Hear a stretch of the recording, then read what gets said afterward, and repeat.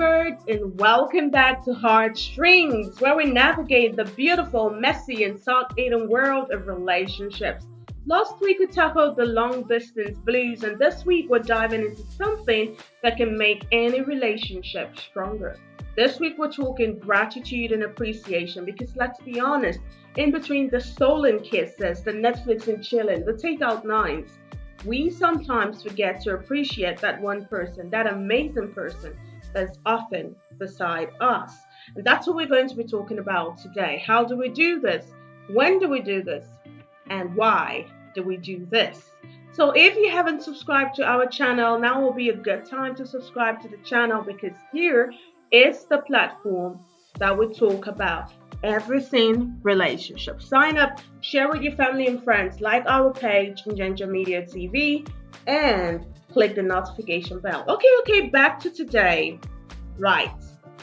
We all know that feeling of someone doing things for us. It could be tiny things like doing the dishes without being asked or picking up your favorite coffee on the way back home. Simple things. And sometimes we forget to even say a simple thank you. Now, a simple thank you is nice for those of you that actually say it, but let's dig deeper here. Sometimes it could be really nice when you tell your partner those tiny things that make your heart skip.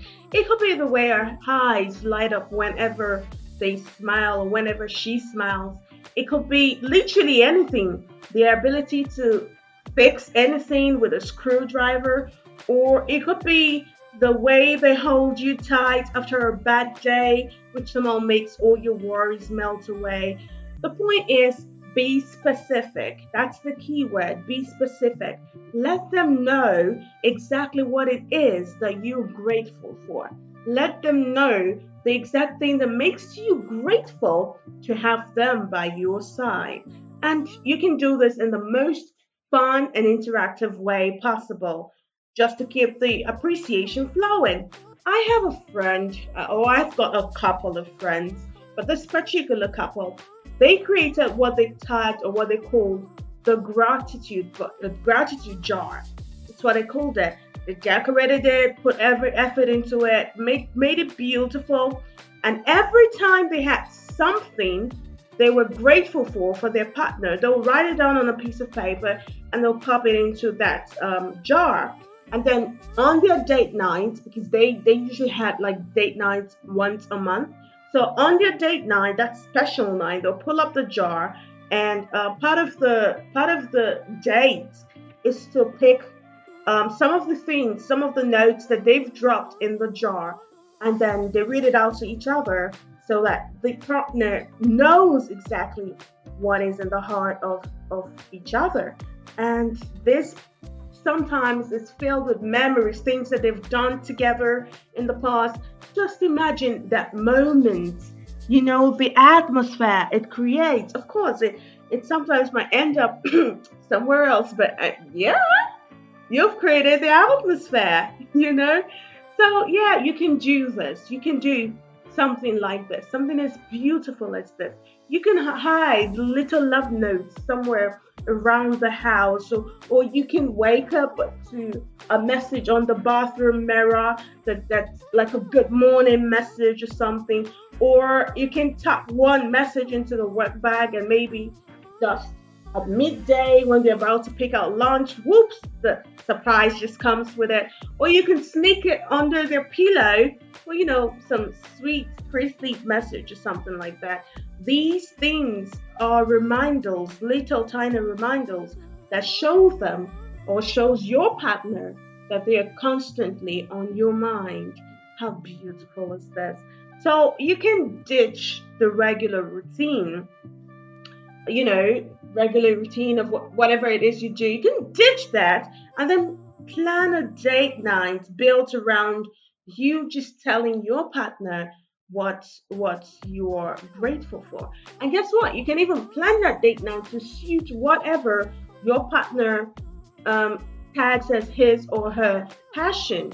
Say, for example, your partner's got loves to go to the park writes there or she writes there, because I mean, you can get a level of sanity from the world in nature or around nature, and maybe this is a passion. This is something your partner is passionate about. You can plan, like what is it called? A picnic. Yes, you can plan a picnic in the park, because I mean, this is he loves nature. She loves nature. So putting a picnic there in the midst of nature shows that you actually do care about what your partner feels. And if your partner is the type that loves to sing, how about hitting the karaoke bar? If he or she's the type who's terrible, or whose love language is puns, how about you hit up an open mic night and let her speak all the poetry that she wants to speak? What about blindfolding your partner? Be creative here, come on. Blindfold your partner and take them to some sensory adventure. Oh my God. Or you can just whisper some beautiful, sweet nonsense into their ears. Oh my God, I'm giving you guys ideas. This is amazing. So just lead your partner to that spot, to that place. Recreate some memories that you both enjoyed. Recreate those memories. This playful experience will not only strengthen your bond, but also create like a unique and unforgettable memory that you both will cherish.